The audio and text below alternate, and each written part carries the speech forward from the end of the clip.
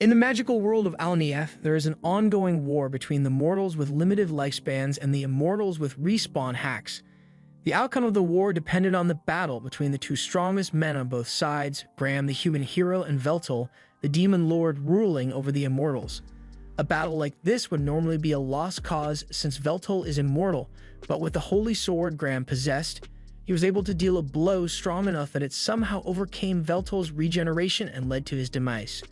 Veltal couldn't help but praise the hero for managing to defeat him, but he was still salty about losing to a mortal, so in his final moments he swore that he would return to get his revenge, and with that he vanished from the world. Years later, Veltal awakens once more, and he is greeted by one of his loyal servants, Makina. She kneels before him and says she has patiently waited 500 years for the day that he would return, and she apologizes for having to attend to him in such informal attire, but Veltal says he doesn't mind. He's just glad she managed to perform his reincarnation ritual and bring him back to life, but with that said, he has no clue where they are and wants to begin his conquest of Alnieth once more. However, about that, Makina tells him a lot of stuff happened in the 500 years since his death, and Alnieth, it's gone. Around 80 years ago, Alnieth and Earth were caught in a major catastrophe, which caused the two worlds to fuse with one another. As a result, 90% of the population was wiped out and national governments ceased to function. So cities began to operate as independent states, and a few wars have broken out since then, but things are relatively peaceful now. That's the present state of the world, and given that Earth possessed incredibly advanced technology and Alnieth possessed magitech, the fusion of the two worlds led to a lot of rapid advancement. Makina leads him to the surface to show him what the new world looks like, and Veltal is astounded by how far the world has come, but in his astonishment, he forgets to pay attention to his surroundings, so he nearly bumps into a random guy in the street, and Makina has to push him out of the way. He apologizes to her for letting himself get distracted, but he can't believe that man so carelessly bumped into her, one of the 6 dark peers. It's almost as if they don't know or care who she is, so Veltal is prepared to instill a new sense of fear into these foolish mortals. He raises his hand to the sky, and Makina already knows what he's about to do, so she tries to tell him it's not a good idea, but it's already too late as he has already fired his spell into the sky and created a massive hole in the cloud cover. In an anticlimactic turn of events, the people seem more annoyed than scared by the fact that someone was dumb enough to use magic in the city, and an alarm goes off soon after, so Makina explains that it is forbidden to use grand magic within the city, so they have to get out of here before they get in trouble. Veltal doesn't understand why he has to do something as cowardly as running away, but since Makina insists, he goes along with her. However, as they are leaving, Veltal notices someone who looks a lot like the hero Graham, but he has no time to confront the man as Makina continues to drag him away.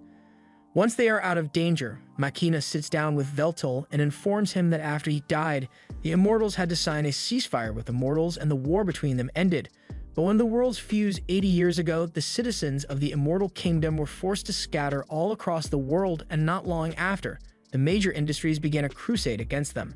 Veltal asks what she means, so Makina tells him that the people of the world collectively decided that immortals didn't deserve human rights, so they began relentlessly hunting them. At first it wasn't that bad, but then people developed anti-immortal weaponry, and from that point on, immortals were killed on sight to the point of near extinction.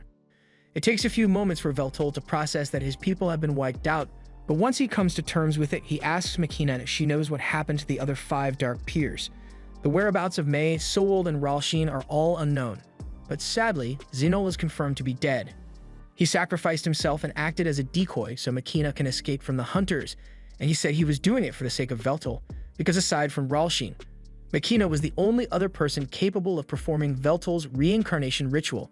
Zinol had always been a loyal follower of Veltal, so he is grateful to have had such a good subordinate, but there's still one more person Makina hasn't mentioned, so Veltal asks her about Marcus.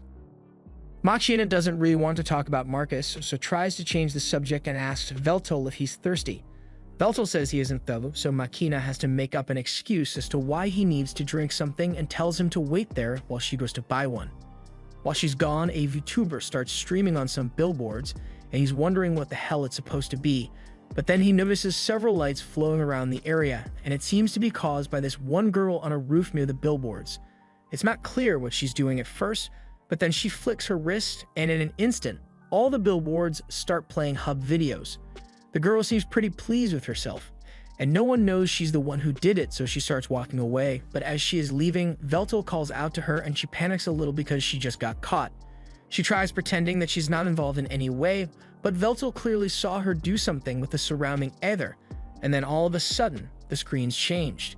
She can't believe someone was perceptive enough to figure out what she did based on the surrounding ether alone. So she asks Veltel who he is, although she doesn't take him seriously when he says he's the Demon Lord. Veltel explains that he knows she did something to the giant picture screens, but he doesn't understand the principle behind it, so he would love to learn about it from an expert like her.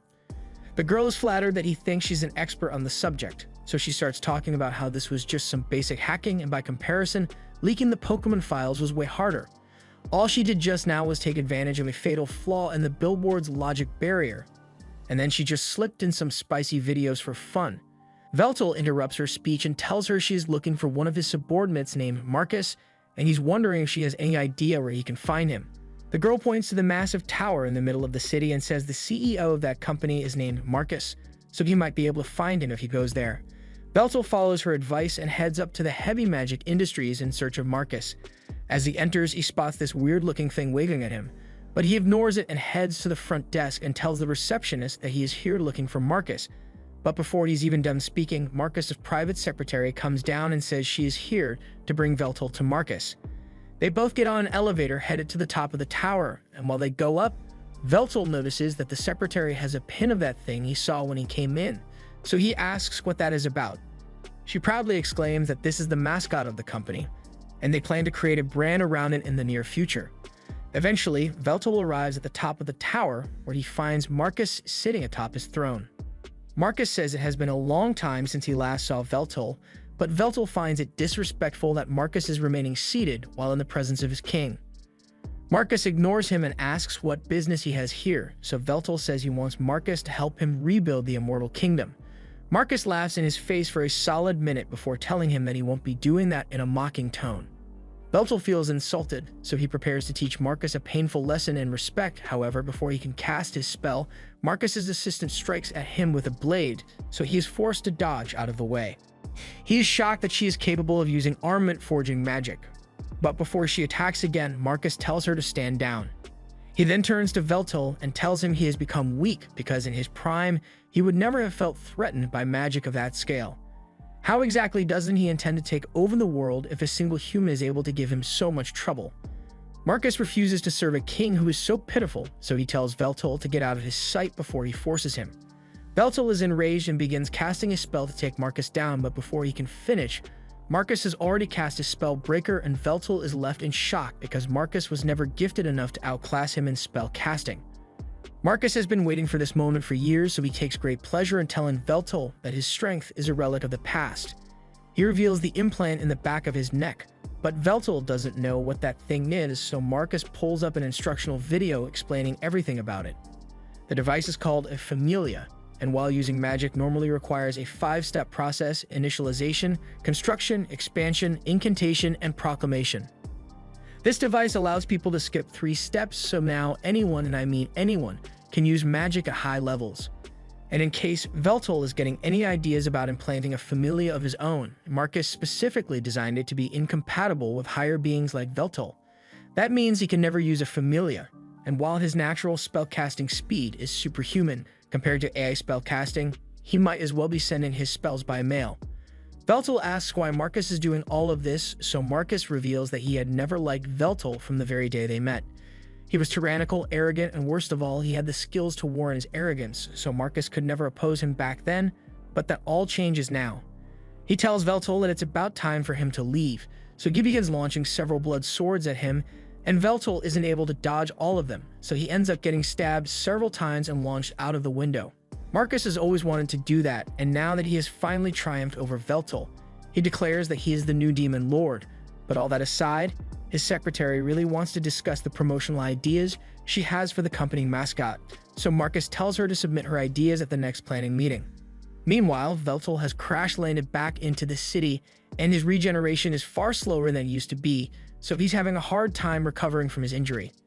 He tries to walk out into the street, but he accidentally bumps into someone, and as a result, he gets into a fight that he immediately loses. Now look at him laid out in a pile of trash. and wondering why he keeps losing to mortals like he lost to Graham until Machina eventually finds him. Machina gets him onto a train and begins apologizing for hesitating to inform him of Marcus's betrayal, and because of her hesitation, he ended up being disgraced so badly. He tells her there's no need to apologize because even if she had told him, he would have still wanted to confirm it for himself. Once the train comes to a stop, Machina leads Veltol to the apartment building she lives in and tells him this is her home. Veltol thinks she means the entire building belongs to her, but Machina leads him into her small room and explains that this is where she really lives. Veltol thinks she is joking at first, but Machina is dead serious because this is all she can afford with her salary. Veltol realizes she has been living like this all this time while waiting for his return, so he pulls her close and thanks her because he will never forget the loyalty she has shown him. Centuries ago, Machina was being persecuted by the people of her time because after they found out that she was immortal, they naturally blamed her for all their problems and decided that the best course of action would be to throw her into a volcano. However, before Machina could hit the lava, Veltol appeared out of nowhere to save her. This was their first time meeting, and the only reason Veltol came was because he heard there was another immortal like him in the area, and after seeing Machina for the first time, he was not disappointed. He extended an offer to her to devote her body and soul to him. And from that day forward, Machina has remained loyal to Veltol. She soon wakes up to her alarm, and before Veltol wakes up, she heads to the kitchen to make breakfast. While waiting for the soup to boil, she calls on her virtual assistant, Eliclate, and a miniature version of herself appears in her field of view. It gives her a breakdown of the date, time, and current weather conditions. Machina asks Elec how she's doing, so Elec runs a full diagnostic check on her systems and reports that everything is in perfect working order, which is good, but that's now exactly what Machina was asking. Machina finishes up with breakfast, and once she is done, she goes to wake Veltol up and serves him the food. He's never seen food like this before, but just by its smell, he can tell that it is going to taste great. He picks up the chopsticks to try it, and sure enough, he loves the food Machina made for him, and hearing it makes her extremely happy. Once he is done eating, Veltol asks if Machina knows of the location of any other immortals, and she does know of a few other immortals who managed to escape the immortal hunts. But recently, immortals have been going missing, and Machina has even lost contact with two of her close aides, Ornard and Palmlock. She hopes they just went into hiding, but with no way of contacting them, she can't be sure. Veltol asks if immortal hunts still happen, but she answers that the hunts actually ended decades ago. The hunts were started by Marcus to secure his position at the top, and now that he has all the power, he has no reason to continue. The resentment people had towards immortals has also dwindled over the years, so it's not particularly dangerous to be seen outside. After Machina's aides went missing, she went to their apartment to check up on them, and the place was a mess, so she assumes a fight happened. But the only clue she could find was this note with the words Immortal Furnace written on it. As Veltol reads the message, he reaches for his cup of tea, but a sudden sharp pain causes him to flinch, so he spills it everywhere. It seems that he still hasn't fully healed from the injuries he sustained yesterday, and it's not just his regeneration that got weaker, everything about him is weaker than it used to be. Even that spell he cast her when he first arrived would have had a much greater effect if Veltol were at full power, and Machina attributes this to the fact that the faith Veltol used as power during his prime no longer exists. As of now, he is only spoken of in history books. Without recognition, Veltol's powers will never truly return to him, but he thinks that should be easy enough to solve as he just has to make himself known once more. With that said, he tells Machina that he wants to head out and explore the surrounding area since sitting around all day would be bad for him. So Machina suggests that the two of them should go shopping. Out in the city, the first thing they should do is get Veltol a set of good street clothes, so they walk into a store and Machina asks him to step on the platform so the machine can take a 3D scan of his body. She apologizes for being limited to cheap store clothes due to her budget, but Veltol tells her he doesn't mind since his natural beauty would look good in any attire. After taking his measurements, she asks if Veltol has any preferences, but he doesn't know much about the style of the current era, so he leaves the choice up to Machina. Machina decides to ask Elec to make the most optimal choice for Veltol, taking into account budget and practicality, so after a bit of processing, Elec settles on a tracksuit. Machina doesn't think a tracksuit would be a good idea, but once Veltol sees it, he absolutely loves the way it looks, and he is even more intrigued by the design on the back. So Machina explains it's an old language used by the people who used to live on this land, and the symbols on the jacket spell out Demon Lord.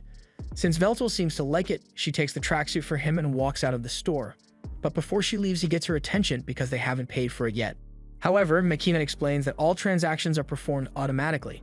After that, they have some food at a fast food joint, and while they are sitting together, Veltol asks Machina what it's like to have a Familia installed. Marcus's betrayal aside, the Familia is without a doubt a revolutionary device, so he is curious about it.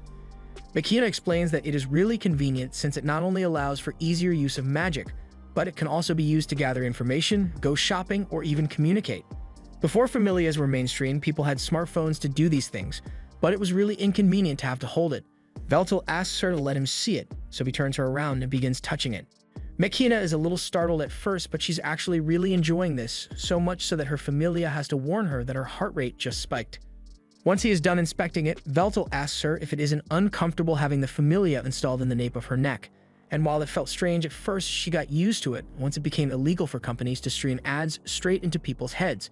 It's difficult to live daily life without one of these, but at the same time, having a Familia doesn't necessarily make your life better, as shown by her current living situation. As they walk home, Veltal makes a declaration that he will get a job. Makina is taken aback and tells Veltal that he doesn't need to do something as lowly as working. Her living conditions may be suboptimal right now, but she assures him that she will provide a better lifestyle for him. She says she will just pick up more shifts or maybe even get 2 or 3 more jobs. But Veltal interrupts her and says that times have changed. He is no longer the omnipotent god he once was, so he needs to adapt to the current circumstances. And most importantly, he wouldn't feel right if he just sat back and did nothing while Makina worked to provide him with food, clothing, and shelter. Without his duties as king to occupy him, he will need to take up labor. But that does not mean he has given up on conquering the world, so he asks Makina if she is willing to continue to serve him, and Makina swears to be by his side for the rest of her life. Later that day, Veltal is about to head out to look for a job, but Makina refuses to let him go without her because she's worried about him. Veltal tells her she can't come since she has her own job to worry about, but Makina says she can just call off for the day so she can go with him. Veltal refuses to let her do that, so he reminds her that in the unlikely event that he fails to find a job, he would have to rely on her income, so she can't just skip out on her job. Makina agrees to let him go on his own, but for safety, she hands Veltal a device that comes with a little money in case of emergencies. It also has a tracker, so if there's any trouble, Veltal can use this to contact her, and she will race over as soon as possible. He realizes that she is worried about him, but the extent she is going to just makes him feel like a child. Still, even though he said he wanted to go by himself, he doesn't have a clue what kinds of jobs are available or how to get one. He's also starting to get hungry, so he can't afford to be picky about it unless he wants to end up begging on the street. He gets up and yells out that he has no money and is looking for a job, but as he is yelling, one guy comes up to him and tells him to stop. He says if Veltal wants work, he should go to the commercial guild with his citizen ID, but Veltal has never heard of a citizen ID, so the guy assumes he must be an immigrant. Since it's clear that Veltal doesn't know anything about the city, the man informs him that this is his turf, so Veltal can't be doing stuff like this out here. Veltal hadn't realized he was encroaching on someone else's territory, so he apologizes and turns to leave, but before he does, the man hands him an application form and tells him to take it to the commercial guild so he can apply for a job there. It won't guarantee that he gets anything, but it's better than having nothing. Also, he warns Veltal not to get involved with any companies under the IHMI company, especially construction-related, because they are incredibly exploitative and laugh in the face of safety regulations. Veltal takes the man's advice and thanks him for the help, so he heads to the commercial guild in search of employment. However, once he gets there, the interviewer isn't too enthusiastic about employing him. On his application, Veltal wrote down wide-scale annihilation magic as one of his special skills, and he also wrote down dungeon creation and experience leading a nation 500 years ago. So the interviewer calmly puts down his application and tells Veltal that there are no positions available for him. Besides, since Veltal doesn't have a familia, he isn't eligible for hire anyway. After Veltal returns home, he is feeling really depressed about not getting a job, so he lays on Makina's lap and asks her if he is really incapable of doing anything in this world, but she assures him that he is still superior to everyone else, so she tells him he should just let her do the working from now on. However, Veltal refuses to sit idle, so he asks Makina if there is anyone she can contact for assistance, and now that she thinks about it, there is someone she can call. Veltal is surprised that Makina actually has a friend in this era, but Makina wouldn't exactly call the person a friend. They do go shopping together, eat, play, and sleep over sometimes, but that's about it. Veltal is confused because they sound exactly like a friend to him, but Makina still refuses to acknowledge it. A little while later, they meet Makina's friend in a nearby cafe, and it turns out to be a hacker girl Veltal had met yesterday. She introduces herself properly to Veltal and says her name is Takahashi, but even though Makina had mentioned how the Great Demon Lord would one day be revived, she never actually thought she would be able to meet him in the flesh. She starts poking Veltal to make sure he is real, and Makina yells at her not to be disrespectful, but Veltel says it's fine since he is the one asking her for assistance here. Veltel asks how Takahashi and Makina met, so Takahashi starts explaining that she met Makina on a doujin site, but after seeing the look on Makina's face, she realizes that she probably shouldn't tell Veltel about Makina's search history, so she tells him to forget about it. Just then, Veltel notices the familia on Takahashi's neck, so he reaches over to inspect it, which freaks Takahashi out, but she lets him finish what he's doing. Veltel apologizes for startling her, but he noticed that Takahashi's familia was different from Makina's, so he was looking into how it is built and how it functions. Takahashi is surprised that Veltel can do all that just by touching it. So Makina explains that Veltel has a Sage Eye ability that allows him to use the flow of mana to understand the composition of any object he touches. He has a general idea of how a familia works, but there are still a lot of components he can't fully analyze yet. However, that's a problem for another day because the reason they are here right now is to ask if Takahashi can introduce Veltel to some kind of work. She asks why Veltel doesn't just go to the commercial guild, but he already tried that, and they rejected him for not having a familia. And due to a certain CDO's vendetta against him, Veltel can't have a familia installed, so they were hoping Takahashi would have some ideas. Takahashi thinks about it for a second, and Veltel is a young-looking, 500-year-old demon lord with a great voice, a handsome face, and no familia. Yeah, there's only one clear option available, so it has been decided that Veltel will become a streamer. Takahashi explained that streamers post videos of themselves doing stuff online, for which they receive money from ad revenue or donations. She even has some leftover equipment from when she used to stream, although it will be a little outdated. But if he becomes popular, he can just buy new equipment for himself. Makina says she is firmly against the idea of Veltel becoming a streamer because the job is extremely unstable and risky. She thinks it would be much better if he got a reliable job like flipping burgers, but Takahashi thinks this could be a great opportunity for him. Veltel has a great voice, great looks, and an incredible aura, so he fits all the markers for becoming a star, and when she puts it like that, Makina can't deny that Veltel is charming, but she still isn't sure this is a good idea. There are some games he wouldn't be able to play without a familia, but he could always just stick to the games that still use physical controls. And most people don't even watch because of the game anymore, they'd just be watching to see Veltel do stuff. Makina asks him what he thinks about all this, and given the fact that he doesn't have many options available to him, he agrees to go along with Takahashi's idea. Later that day, Makina was taking a bath while Veltel did some research about this world's internet, and it doesn't take him long to figure out how it works. It allows people to spread information faster than anything he has ever seen, but as a result of all this access, people either resort to watching cat videos or doing degenerate shit online. He believes it should be easy enough for him to sway public opinion in his favor with this, but all of a sudden, Makina finishes her bath and walks out completely naked. Once she realizes what just happened, she gets dressed and apologizes to Veltel for being so inconsiderate. She has lived alone for so long that it became a habit, but Veltel tells her that there's nothing to be sorry about because he actually thought her body was quite beautiful, although he still thinks his own body is better. A couple hours later, Takahashi arrived at Makina's house with all her old equipment so she can help Veltel set it up. And once it's done, she hands him the controller so he can try out some games. She tries explaining the controls to him, but Veltel tells her there's no need since he already knows exactly how it works.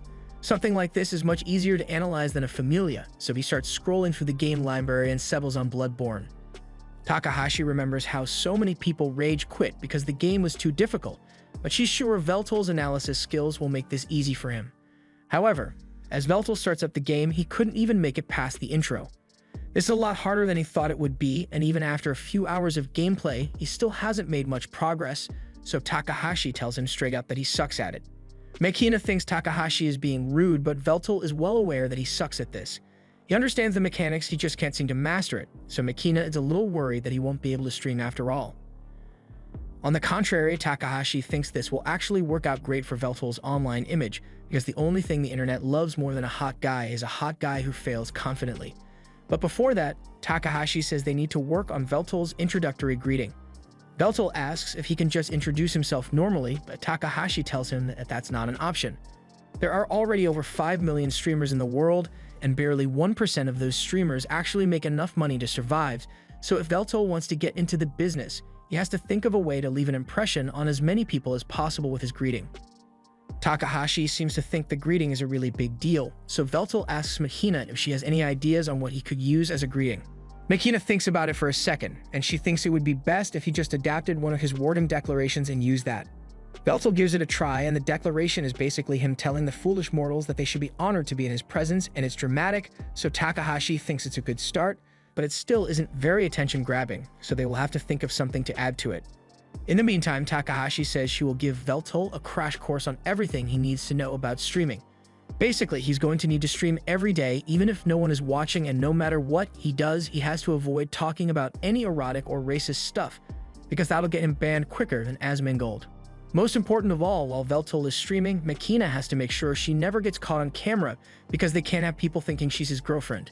As a friendly gesture, Takahashi asks one of her friends to help promote his stream, but he owes her a favor after this.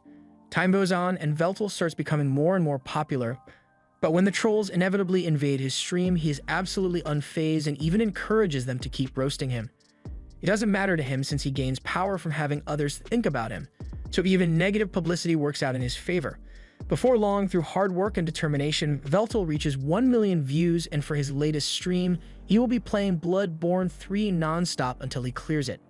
However, while he does this, there's a camera being pointed at Makina's house, and it captures the moment Makina gets home from work. As Makina enters, Veltal has just successfully cleared the game, so he is celebrating his victory, and many of his fans congratulate him on it.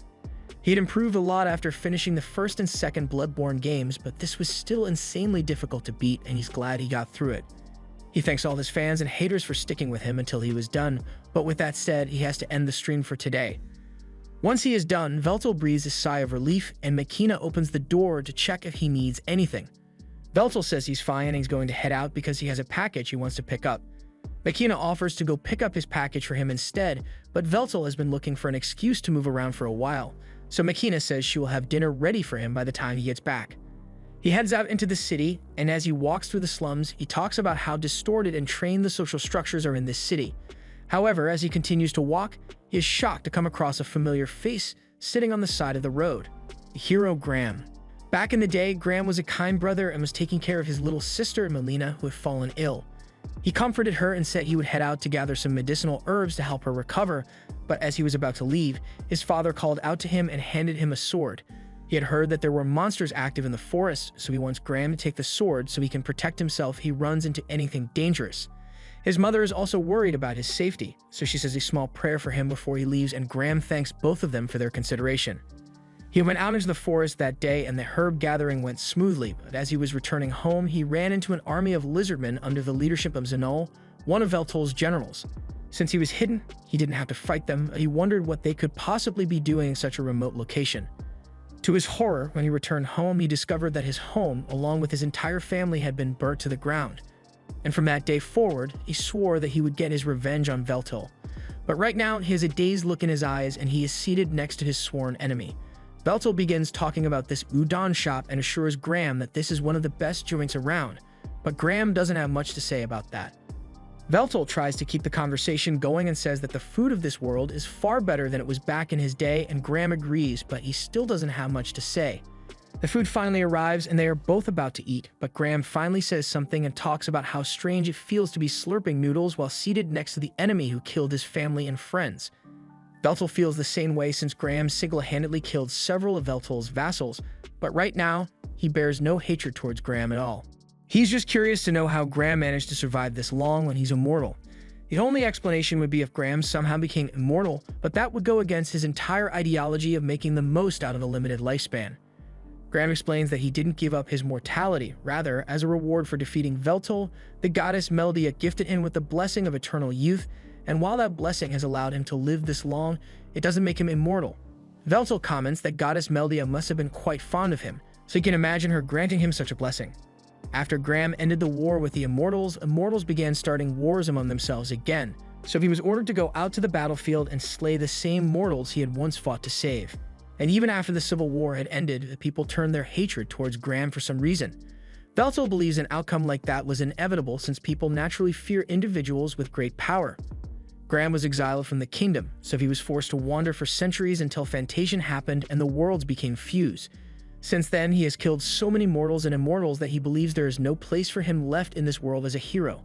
He asks Veltal why he sought to rule the world in the first place, so Veltal answers that he was trying to achieve world peace. There are several ways one can become an immortal, like phoenixes, curses, or blessings, so aside from a few rare exceptions, all immortals used to be mortal at some point.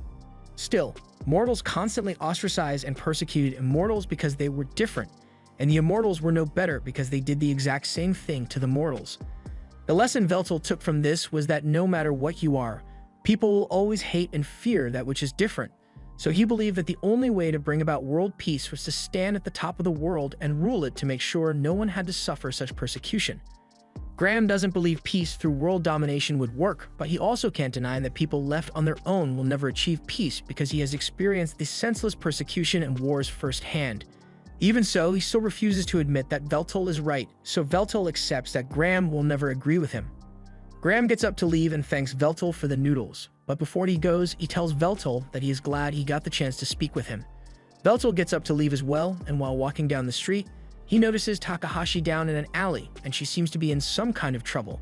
She apparently hired this ogre for a job, but now he is trying to extort twice the pay from her. Takahashi tells him he's stupid if he thinks she's going to give him that much money, but the ogre is totally prepared to beat her up if he doesn't get what he wants, so he raises his hand and is about to punch her. However, Veltal grabs his arm and tells him to leave Takahashi alone. He is feeling generous today, so he is willing to overlook the ogre's disrespect, but the ogre recognizes Veltal as the guy he beat up a while ago, so he isn't scared of him. He says he's going to kill Veltal this time, so Takahashi tries telling Veltal to run before he gets hurt, but Veltal says it's fine since he has been meaning to test out how much power he has regained from his 1 million subscribers. As the ogre tries to punch him, Veltal stretches out his hand and catches the punch, but then the ogre activates wind magic and completely shatters Veltal's arm. However, with his powers partially restored, Veltal is able to regenerate his arm instantly and flicks the ogre into a pile of trash. The guy's out cold and Veltal is honestly disappointed since he was expecting more of a fight. Takahashi comes up to him and asks if he is alright, and Veltal says he is perfectly fine, but he wants to know who that guy was and why he was attacking her. Takahashi explains that he was supposed to be her bodyguard for a big job today, but all of a sudden, he started making ridiculous demands. He didn't know the guy was supposed to be her bodyguard, so he apologizes for knocking him out, but Takahashi says it's alright since she just found someone even better. She asked Veltal to become her bodyguard for the day, and she even offers to pay him for it too. So since he owes her a favor, Veltal agrees. Takahashi leads him to the location and tells him that she is trying to steal something from this warehouse, so she needs him to create a distraction while she gets it. Veltal says he understands the objective, but before Takahashi can give him any more instructions, he gets up and despite Takahashi trying to stop him, he has already kicked down the door to a major Yakuza operation. Veltal doesn't really know what he's supposed to be doing here, so he asks Takahashi over the comms if the cube in the table is the target. Takahashi tells him it is, but she's also confused as to how he's communicating with her since he doesn't have a familia. Veltal proudly states that he just copied the communication ether that the familia produces so it can reproduce the feature of magic. Anyway, since there aren't that many enemies here, Veltal says he will subdue them and claim the cube for Takahashi, but before he does anything, she asks him to make sure he doesn't kill anyone. Veltal agrees to hold back, so before the fight begins, he announces himself using his stream greeting. However, none of the Yakuza members have seen his stream, so it just makes things really awkward. If there are still people who don't recognize him, Veltal is going to have to work a lot harder to make his name known. But for now, his million subscribers worth of power should be more than enough to take these guys down. The Yakuza are still confused about what's going on, but they assume Veltal must just be some crazy guy, so one of them pulls out a magic gun and fires it at him. However, Veltal isn't fazed by this and uses strengthening magic on himself so he can deflect the bullets. Once the Yakuza member runs out of ammo, Veltal goes on the offensive and begins knocking the Yakuza members out one after the other with minimal effort. The Yakuza member with a magic gun switches to a regular gun since it's faster than reloading, but just before he shoots, Takahashi takes control of his vision and displays an illusion that tricks the Yakuza member into shooting his partner. Veltal then knocks the last guy out, and with all of them unconscious, the mission is practically over. Veltal goes over to one of the Yakuza members and begins inspecting their gun, which uses some kind of card as ammunition. Takahashi is impressed with how easily Veltal took out those Yakuza, but they should really grab the box and get out of here before they get themselves into more trouble than they accounted for. She says she is on her way to meet up with Veltal, but he tells her to stay where she is because it looks like trouble just arrived. Whatever it is, it begins attacking Veltal, all it's covered with some sort of invisibility cloak, so to even the playing field, Veltal uses the magic gun to blast the cloak off, revealing a giant mech suit.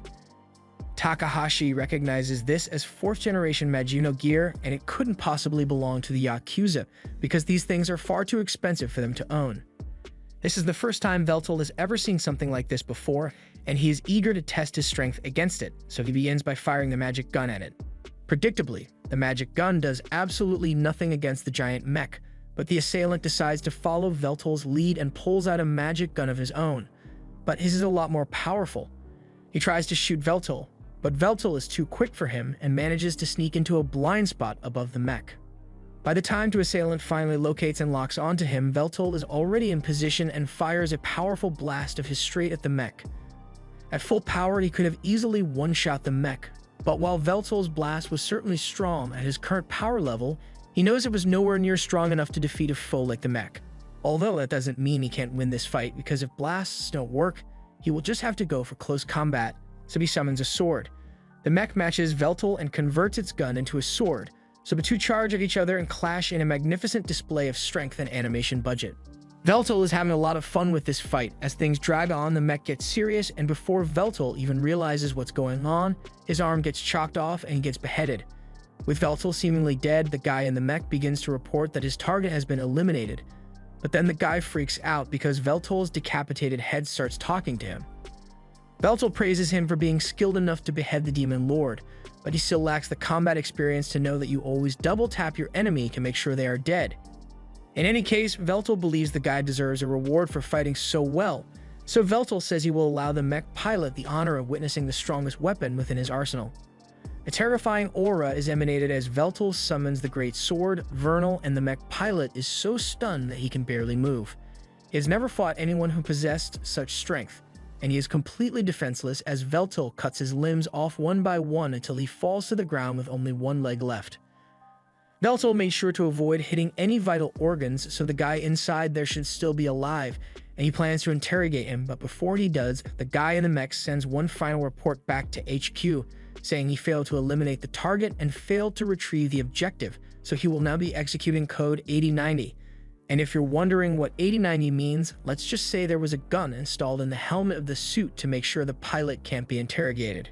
After that's over, Takahashi comes out of her hiding spot and she's glad Veltal is alright, but it was really freaky to see him get his head chopped off.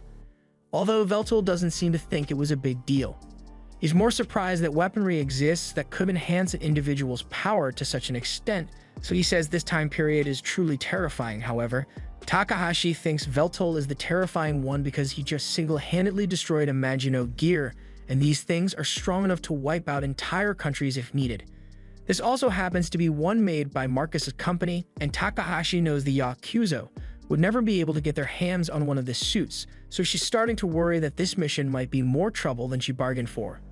That aside, Veltal is still curious why they went through so much effort just to acquire a cube, so Takahashi explains to him that the cube is actually a storage device, and what her client is after is the information inside the cube.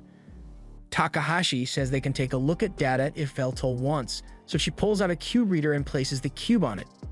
At first, the only thing that appears is a blank page, but after a little tweaking from Takahashi, the cube opens up and a list of names appears on the list.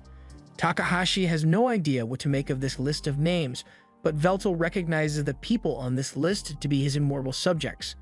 This is concerning, so Takahashi says she will contact her client so she can find out what the list is about, but unfortunately, her client isn't answering his phone. So they are going to have to go meet him in person if they want to discuss this. Takahashi leads Veltal to the massive apartment building where her client is and says the guy they are looking for is up on the 13th floor. As they walk up to the front door, Takahashi uses her hacking skills to bypass the security system so they are allowed entry even though they aren't residents here, and she is really proud of herself for it too since there's no security system out there that she can't bypass. As Veltal and Takahashi get in the elevator, Takahashi is about to push the elevator button, but Veltal stops her and says he wants to do it instead.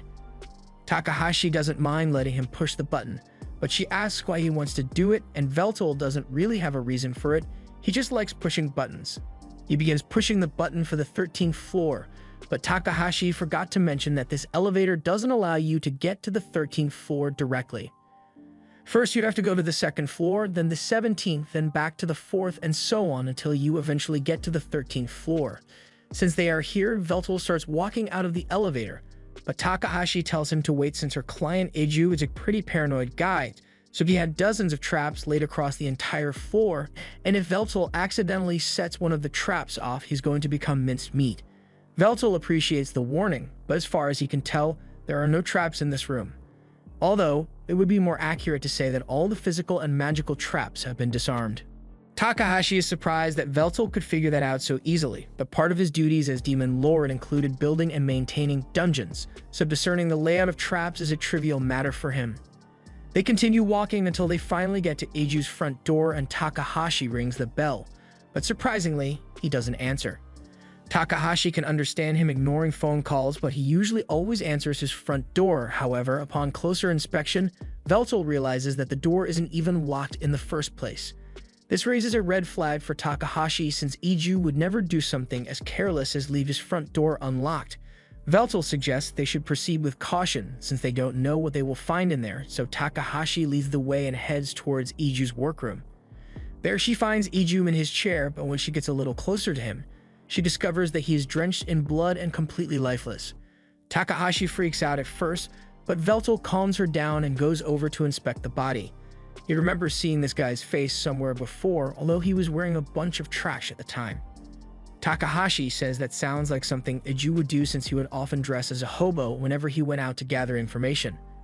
There's an obvious stab wound in Eiju's chest and another one in his neck, but judging from the state of the blood around him, Veltel assumes it has only been a few days since Eiju was killed. A man like Eiju may have had many enemies, but the way he was murdered was too efficient for it to have been done out of hatred.